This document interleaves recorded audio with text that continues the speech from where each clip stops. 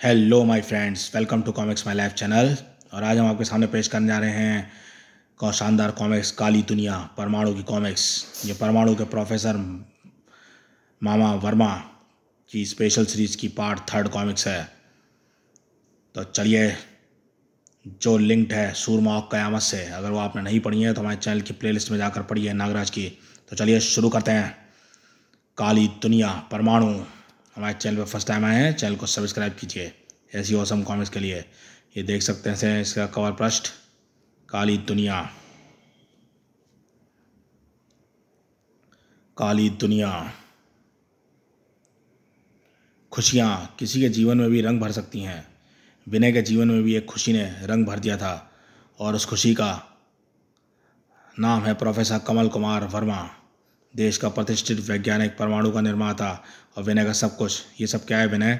वर्षों के बाद आपके कोमा में से बाहर आने की खुशी में मैंने पार्टी दी है। जी हाँ, अब जो है परमाणु के प्रोफेसर मामा इस काली दुनिया कॉमिक्स में कोमा से बाहर आ चुके हैं। जो सूरमा कॉमिक्स से पहुँचे थे, फिर कयामत में भी रहे कोमा में, और अब जो है काली दुनिया कॉमिक्स में ये कोमा से बाहर निकल चुके हैं। और इस पार्टी का आज मुख्य आकर्षण है आप, यानी मेरे मामा professor Kamal Verma. Give him big hands ladies and gentleman. तड़ तड़ तड़ तड़ तड़। प्रोफेसर कमल वर्मा को उपहारों से लादा जाने लगा था। थैंक यू, आपके चाहने वाले का भी उपहार स्वीकार कीजिए प्रोफेसर। वाओ, प्रोफेसर साहब के लिए इतना बड़ा प्रेजेंट। क्यों ना हो, हम प्रोफेसर साहब के कदरदान भी तो बहुत बड़े हैं। वैसे ये प्रेजेंट है क्या? अभी सबके सामने आ जाता है। प्रेजेंट सामने आते ही देखने वालों की आंखें हैरत के मारे फट पड़ने को उतारू हो गई। ओह नो, यह क्या? यह तो मुझको भी नहीं मालूम। कहने वाला इसको डेथ वॉर्म कह रहा था। डेथ वॉर्म यानी मौत का कीड़ा। ओहो, इसके कारनामों से एकदम मैच खा रहा है इसका नाम। लेकिन इसको लेकर आने वाला कौन है और वो चाहता क्या है? ओहो, सवाल तो बाद में भी सोचे जा सकते हैं। फिलहाल तो मुझे यह सोचना है कि इस पार्टी में मौजूद मेहमानों को कैसे बचाया जाए और इसको कैसे रोका जाए। विनय का वहाँ से जाने का अर्थ था परमाणु को आना था, लेकिन इसमें थोड़ा समय लगना था। पर उन जिंदगियों के पास समय का था जो डेथ वॉर्म के सामने थीं, और उन्हीं जिंदगियों में से एक थी प्रोफेसर कमल वर्मा की ज़िंदगी। लेकिन प्रोफेसर वर्मा परमाणु का निर्माता था, और परमाणु को यह हरगिज स्वीकार नहीं था कि उसके निर्माता का बाली बाका हो। धाड़, बस बहुत हो गया शैतान, अब तेरी खैर नहीं। परमाणु आ गया। खैर तो अब मेरी भी नहीं, भागूं यहाँ से। यहीं ठहर प्यारे लाल। आहा, तुझसे तो अभी बहुत सी बातें करनी है। ओहो, डेथ वार्म ने अपने बंधन तोड़ दिए हैं, और यह एक बार फिर लोगों के ऊपर अपने हमला करने की, शिकार बनाने की फिराक में है।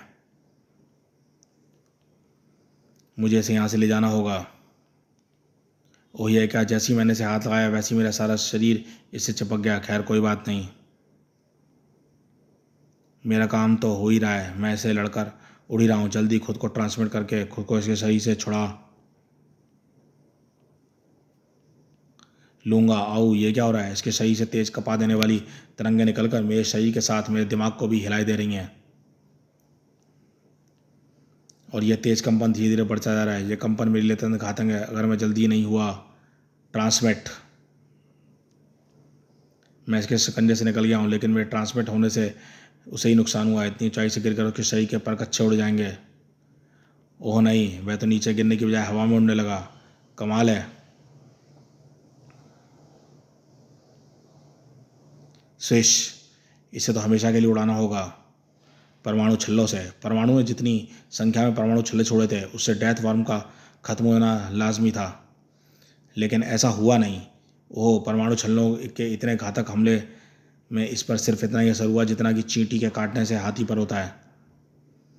मुझे अपने परमाणु छल्लों की संख्या को बढ़ाना होगा। परमाणु छल्लों की बाढ़ भी डेथ वर्म का कुछ नहीं बिगाड़ पाई। जबकि डेथ वर्म के एक ही वार ने परमाणु के दिन में तारे दिखा दिए। बड़ूम बड़ाम। ओफ। ओहो।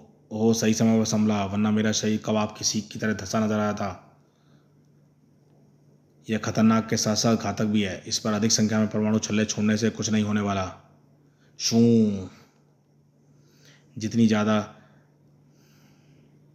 इस पर तो उन परमाणु छल्लों का वार करना होगा जिनमें पावर ज़्यादा हो, लेकिन ज़्यादा पावर वाले छल्ले मेरे शरीर से छूटेंगे कहाँ?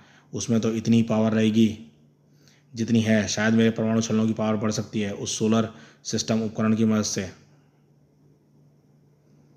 जो सूरज की किरणों को कई गुना अधिक बढ़ाकर उस पर पावर प्लांट को ऊर्जा प्रदान करते हैं। हालांकि मेरे आइडिया की वजह से इस सोलर सिस्टम और इस पावर प्लांट को अच्छा खासा नुकसान तो होगा, लेकिन क्या किया जाए, इस मौत के दूध से शहर को बचाना है तो यह नुकसान सहना ही पड़ेगा। ना परमाणु ने सोलर सिस्टम तक अपने परमाणु छल्लों को पहुंचने में देरी लगाई और ना सोलर सिस्टम ने अपना काम करने में देरी लगाई। परिणाम तेज विस्फोट हुआ। बड़ाम।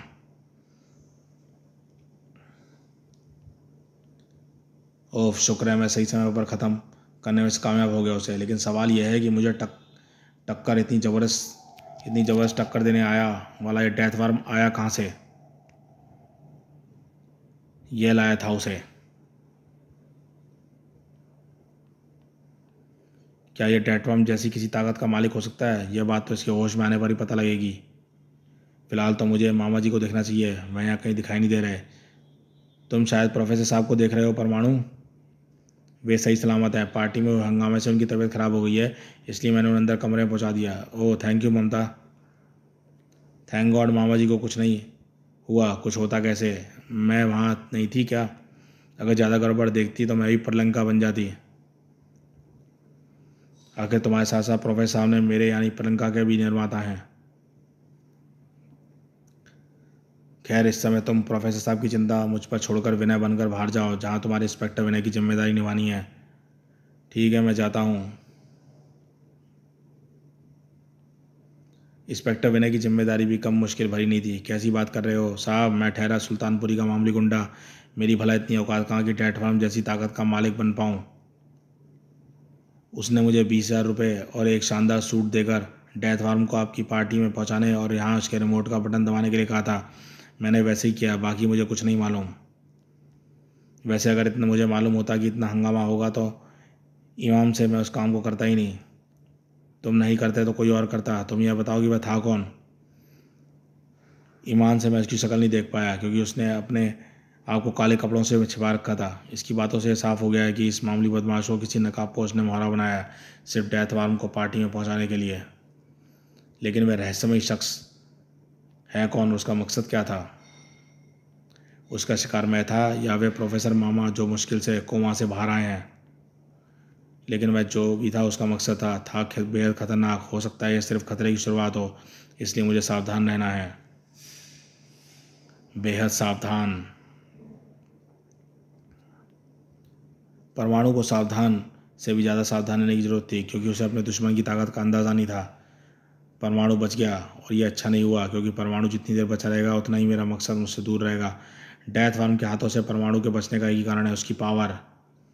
मेरी कामयाबी की राह में अगर परमाणु की पावर सबसे बड़ा रोड़ा है तो उसे ख़त्म करो। मुझे आपकी हिदायतें थी कि मुझे जो भी करना है उसे ऐसे गुप्त तरीके से करना है कि किसी को कानो कान खबर ना हो। और आपने कहा है कि परमाणु की पावर को ख़त्म करके उसे एक ही झटके में ख़त्म करना है, तो मैं इस काम को तुरंत ही कर देता हूँ। नहीं, ऐसा नहीं करना है। परमाणु को ख़त्म करने के लिए तो पहला तरीका सही है, मुझे उसी में फेरबदल करनी होगी।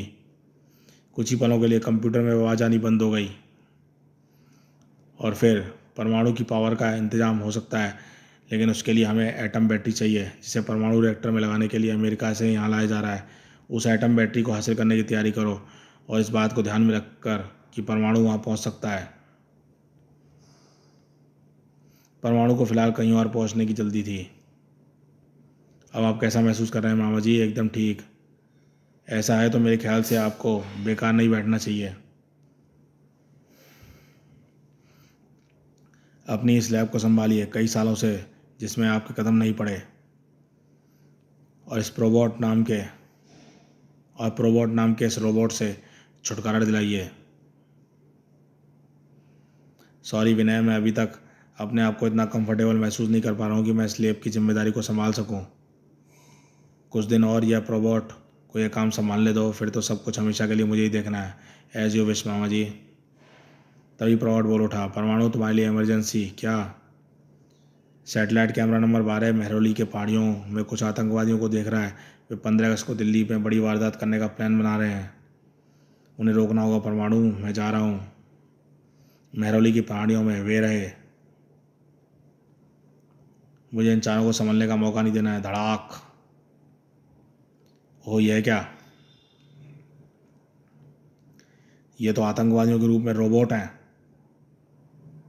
अत्याधुनिक हथियारों से लैंस, मुझे ख़त्म कर देने के लिए।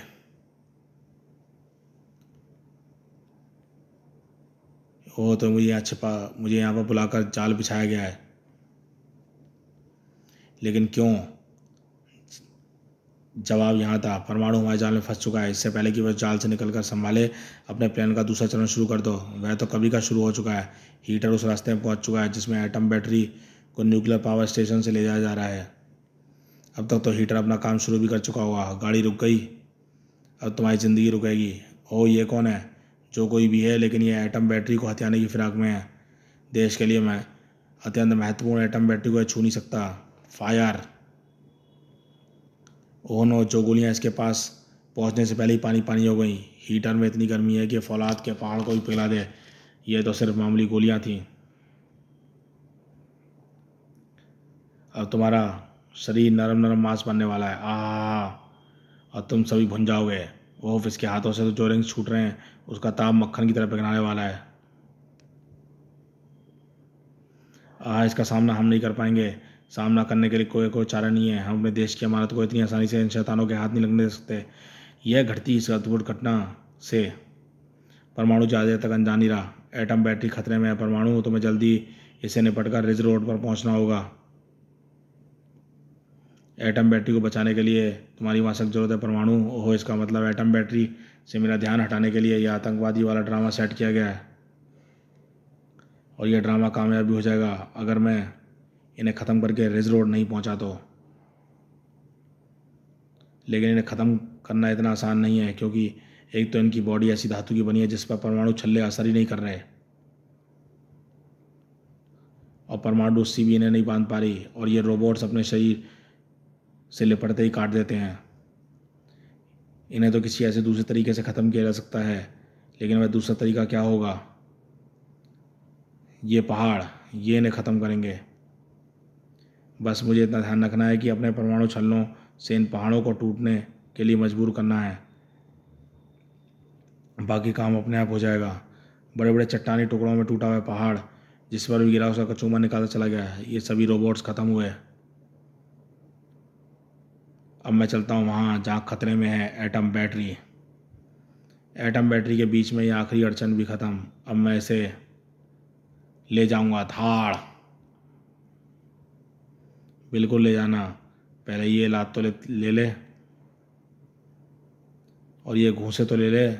एटम बैटरी उठाने के चक्कर में मैंने अपनी हीट को ऑफ कर क्या कर दिया।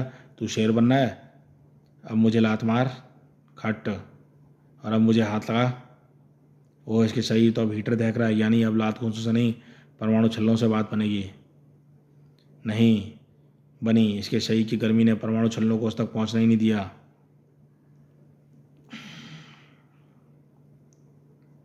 ओह, इस पर दहकते रिंग्स जैसे एलिमेंट्स छोड़ रहा है। मुझे इससे बचते रहना है लगातार, हर बार, और बचते बचते यह भी सोचना है कि इसे ख़त्म कैसे किया जाए।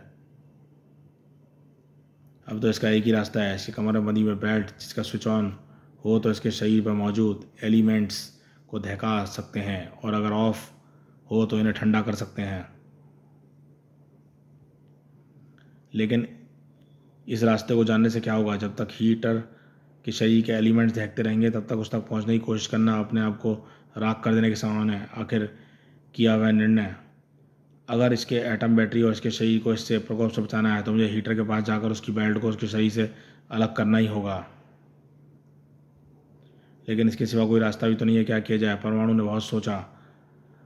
लेकिन मुझे ऐसा करने के लिए मुझे अपने आप को सूक्ष्म करना होगा, क्योंकि मैंने अगर ट्रांसमिट होकर इसके बाद पहुँचने की कोशिश की तो शरीर के कण मेरे ताप से, इसके ताप से नष्ट हो जाएंगे। छोटा होने से मेरे शरीर में मौजूद उस एस्बेस्टस की ड्रेस का घनत्व बढ़ जाएगा, जिसकी वजह से मेरा शरीर कुछ समय के लिए हीटर के ताप को सह सकेगा। हालांकि ये समय बहुत कम है, लेकिन मेरे शरीर लिए इतना ही समय बहुत है हीटर तक पहुंचने के लिए और उसके शरीर से, उसकी बेल्ट को उसके शरीर से अलग करने के लिए। अहो, ये क्या हुआ? आहा, तेरे शरीर के एलिमेंट्स को दहकाने वाली बेल्ट तेरे शरीर से अलग हो गई है। धाड़! अब देखता हूँ तू परमाणु को पिघलाने वाली गर्मी कहाँ से लाएगा। भाड़! परमाणु के गुस्से के ताप से कैसे बचेगा? हो गया ठंडा हमेशा के लिए। ओफ, अभी नहीं। अब तक तो मैं बिना बेल्ट के अपने एलिमेंट्स को दहका सकता हूँ, इन तारों में दौड़ती बिजली की पावर को लेकर। देख, फिर दहक गए मेरे शरीर के एलिमेंट्स और मैं फिर तैयार हो गया तुझे अपना शिकार बनाने के लिए। ओफ, तड़प उठा परमाणु। आखिर हीटर को मुझे अपने दहकते एलिमेंट्स रिंग्स में फंसाने का मौका मिल ही गया।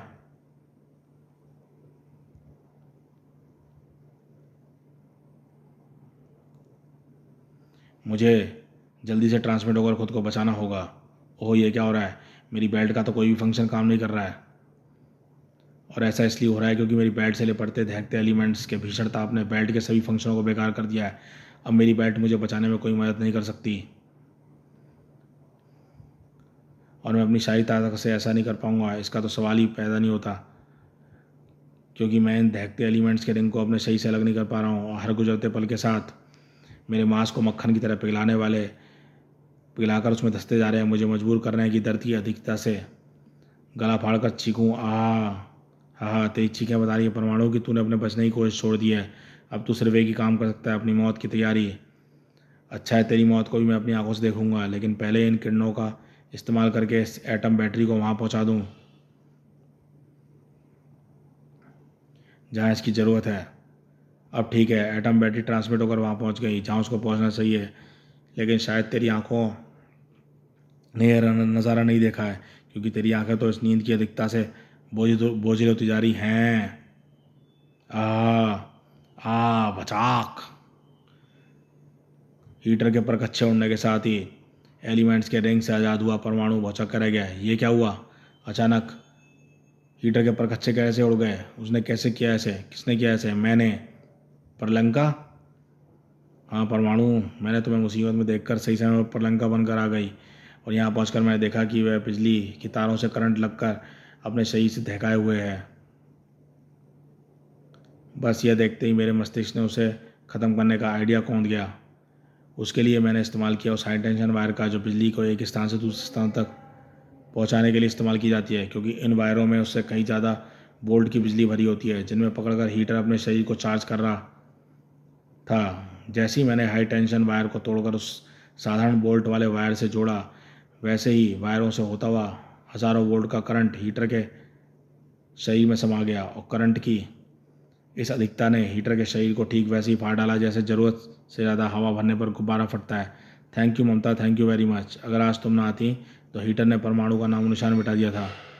छोड़ो इस बात को परमाणु, और यह सोचो कि आखिर तुम्हारा वो कौन सा दुश्मन है जो तुम पर इस तरह हमला कर रहा है।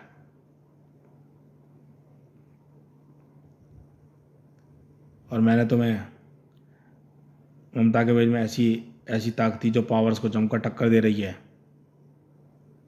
एक मिनट प्रियंका, मेरे ख्याल से मेरे उस दुश्मन को ढूंढना ज़्यादा मुश्किल नहीं है। मैं उस तक पहुंच सकता हूं। कैसे? जवाब में परमाणु ने अपनी बेल्ट से 2 लेंस निकाले। मुझे इन लेंसों की मदद से, जिनमें अल्ट्रा एटॉमिक फाइंडर लेंस कहा जाता है, ये लेंस मुझे मेरे उस दुश्मन तक पहुंचाएंगे, क्योंकि एटम बैटरी को उस ट्रांसमिट होकर यानी परमाणु कणों में बदल कर पहुँची है, इसलिए उनका इफेक्ट अभी भी हवा में होगा, और ये लेंस हवा में मौजूद इन्हीं कणों के इफेक्ट को पकड़कर मुझे मेरे दुश्मन तक पहुँचाएंगे। आओ। वेरी गुड, हम सही रास्ते पर जा रहे हैं प्रियंका। मुझे उम्मीद है कि हम जल्दी उस तक पहुंच जाएंगे। परमाणु की उम्मीदों पर पानी फिरने जा रहा था, क्योंकि परमाणु को इस उम्मीद का दुश्मन को पता चल चुका था। सर गजब हो गया। परमाणु अल्ट्रा एटॉमिक फाइंडर लेंस की मदद से हमारी तरफ बढ़ रहा है। ओह, ये तो बहुत बुरा हुआ। अब क्या करें? एटम बैटरी की मदद से परमाणु की मौत को तैयार करने में मुझे थोड़ा समय लगेगा, इतने समय तक उसको रोकना होगा। इस समय परमाणु को रोकना बहुत मुश्किल है सर, क्योंकि हमारे पास ऐसी कोई ताकत तैयार नहीं है जो परमाणु को टक्कर ले सके। है परमाणु को रोकने के लिए एक ताकत हमारे पास है। कौन सी? तुम। ओहो। परमाणु का प्रियंका के साथ आगे बढ़ना जारी था। अभी और कितने दूर जाना चाहिए परमाणु? ज़्यादा दूर नहीं। मुझे लगता है कि हम मंजिल ज़्यादा दूर नहीं है। सही कहा, तुम अपनी उस मंजिल से ज़्यादा दूर नहीं हो, क्योंकि जिसका नाम मौत है। उफ, कौन है ये? डेथ डेविल, यानी मौत का शैतान, जो तुझे मौत के गोद में भेजने आया है। बचो प्रियंका, मुझे परमाणु को मौत के घाट उतारना है। और वार करो, अभी इसके चीथड़े उड़ते हैं। तू बीच में आएगा तो मेरा काम थोड़ा मुश्किल हो जाएगा। बीच में आएगी, मेरा काम मुश्किल हो जाएगा, इसलिए सबसे पहले तुझे रास्ते से हटाता हूँ। अचानक उसके एक हाथ से आधुनिक रिमोट नजर आने लगा और उस पर उसकी उंगलियां तेजी से नाचने लगीं, और अगले ही क्षण परमाणु की आंखों के सामने एक आश्चर्यजनक दृश्य हुआ। आहा परमाणु, ओह प्रियंका, अचानक क्या हुआ तुम्हें? अचानक से मेरे सारे फंक्शन एकदम से नष्ट हो गए हैं। परमाणु, मैं गिर रही हूँ, बचाओ मुझे। तुम घबरा नहीं प्रियंका, मेरी परमाणु रस्सी तुम्हें बचाने आ रही है। ओहो, क्यों उसे बचाने में लगा है? जाने दे उसे मौत के मुंह में। ओहो डेड डेविल, ना मेरी परमाणु रस्सी को नीचे गिरती परमाणु तक प्रियंका तक पहुंचने दे रहा है, और ना मुझे ही उसकी मदद के लिए जाने दे रहा है। ऐसे तो प्रियंका नीचे ज़मीन से टकराकर ख़त्म हो जाएगी, लेकिन मुझे उसे बचाना होगा। कैसे? एक तरीका है, मैं परमाणु रस्सियों को ज़मीन पर फेंकता हूँ और उस जगह पर जाकर जहाँ प्रियंका गिरेगी। ओहो, मैं परमाणु रस्सियों के गद्दे पर आ गिरी हूँ। परमाणु ने मुझे बचा लिया, लेकिन इस दुख की बात है कि सारे दिन परमाणु की कोई हेल्प नहीं कर सकती। प्रियंका परमाणु की मदद करने की सोच रही थी, लेकिन क्या परमाणु को मदद की ज़रूरत थी?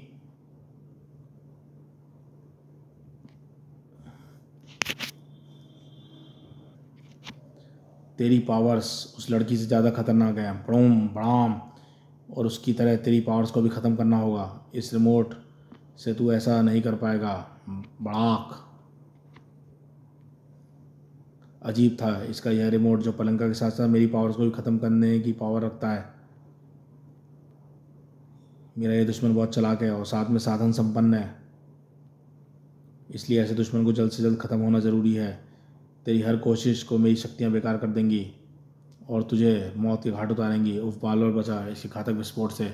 इसके विस्फोट कुछ जाने पहचाने से लग रहे हैं, ऐसे जैसे मैं अपने परमाणु छल्लों से परमाणु ब्लास्ट करता हूँ।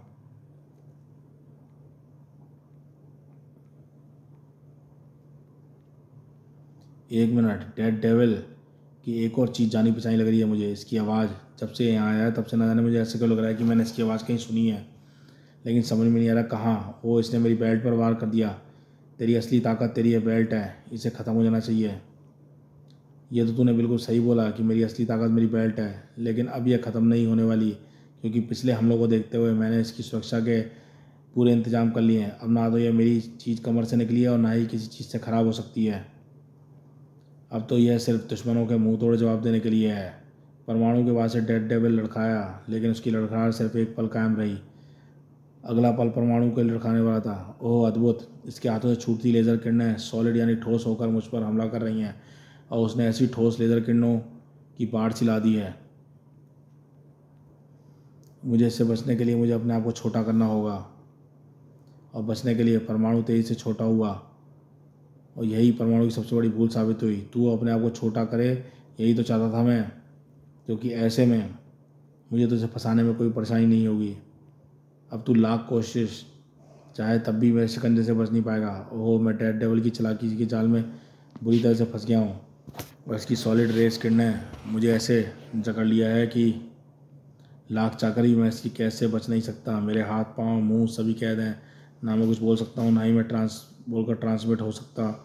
ऐसे में सिर्फ प्रोबॉट ही बचाव का रास्ता है, लेकिन प्रोबॉट अभी तक कुछ कर क्यों नहीं रहा? इस समय तो मैं लैब के बहुत पास हूँ। यहाँ से तो प्रोबॉट मुझे चुटकियों से ट्रांसमिट कर सकता है, लेकिन वह ऐसा कर क्यों नहीं रहा? डेड डेविल की सॉलिड लेज़र किरणें से मेरे शरीर को ऐसे ऐठना शुरू कर दिया जैसे धोबी कपड़े को ऐंठता है। अब मेरे बचने की कोई उम्मीद नहीं है। जल्दी मेरी हड्डियां चूर चूर होकर मेरे मांस में धंस जाएंगी। ओह ये धमाके, बड़ूम बड़ाम बड़ाम। मुझे बचाने के लिए सॉलिड किरणों के बंधनों पर ये धमाके हो रहे हैं और ये मुझे मौका दे रहे हैं कि मैं इनसे आज़ाद हो जाऊँ और ये अपने आप शरीर में आकर सामान्य कर सकूँ अपने आप को। थैंक यू शीना, तुमने एकदम सही समय पर पहुँचकर अपने मस्तिष्क से मेरे बंधनों पर धमाकों से मुझे बचाया है। शीना के साथ साथ मुझे भी थैंक यू बोलो परमाणु, क्योंकि मैं ही इसे लेकर यहाँ आई हूँ। जब मुझे पलंका के रूप में परमाणु की मदद करने का कोई उपाय नहीं सूझा तो मैंने ममता बनकर शीना की मदद से ऐसा करने का फैसला किया और उसे यहाँ ले आई। थैंक यू ममता, लेकिन अब प्लीज़ शीना को लेकर यहाँ से चली जाओ। अब यहाँ काफ़ी खतरा है। मैंने इस खतरे को हमेशा टालने की सोच ली है और इसके लिए मुझे अपने परमाणु छल्लों को छोटे होने की पावर का मिश्रण करके बनानी होगी। Compressed atom ball. अब मेरे परमाणु छल्लों में बनी है कंप्रेस एटम बॉल मुझे छोटा होने वाली मॉलिक्यूलर किरणों की वजह से तेज़ी से छोटी होती चली जाएगी, जिसकी वजह से इसमें फंसने वाला डेड डेविल का कचूमा निकल जाएगा और यह सब इतनी तेज़ी से होगा कि डेड डेविल को समझने का मौका ही नहीं मिल पाएगा। ओहो, वैसा ही हो रहा है जैसा मैं सोचा था। परमाणु छल्लों से बनी एटम बॉल तेज़ी से छोटी होती जा रही है। अब डेड डेविल का बचना एकदम असंभव है, क्योंकि मेरे इस बार का किसी के पास कोई तोड़ नहीं है। नहीं, ओहो ओहो, हैरत से फटने पर उतारू हो गई परमाणु की आंखें। ओहो, सामने के उस दृश्य को देखकर। ओहो, डेड डेविल ने एटम बॉल को तोड़ डाला। नामुमकिन। मैं जो देख रहा हूँ वह एकदम नामुमकिन है, क्योंकि इस एटम बॉल को सिर्फ 2 ही आदमी तोड़ सकते हैं, एक मैं और एक उफ धम। परमाणु तुम ठीक तो हो ना? मैं ठीक हूँ। वह कहाँ गया? भाग गया। तुम्हारी एटमी बॉल ने उसके शरीर पर काफ़ी नुकसान पहुँचाया था, इसलिए उसे भागने में ही भलाई समझी। काश तुम उसे पकड़ पाते और उसकी सच्चाई सामने आ जाती। सच्चाई तो उसकी अब भी छिपी नहीं रही ममता। मैं समझ गया हूँ कि वह कौन है। जो शख्स ये जानता है कि मैं किस वक्त कहाँ पाया जाता हूँ, जो चुटकियों में ऐसे विलेन बना सकता है उन पर मेरे किसी वार का असर ना हो, जो किसी को भी किसी चीज़ को ट्रांसमिट कर सकता है और जो मेरी और तुम्हारी शक्तियों को ख़त्म कर देने वाले रिमोट बना सकता है। क्या तुम ऐसे शख्स के बारे में नहीं सोच सकती हो? प्रलंका में कौन है? ओह गॉड, कहीं तुम ये तो नहीं कह सकते कि वह शख्स, यस ममता, मैं यही कहना चाहता हूँ कि मुझे ख़त्म करने की कोशिश करने वाला, इस शहर में तबाह करने वाला शख्स है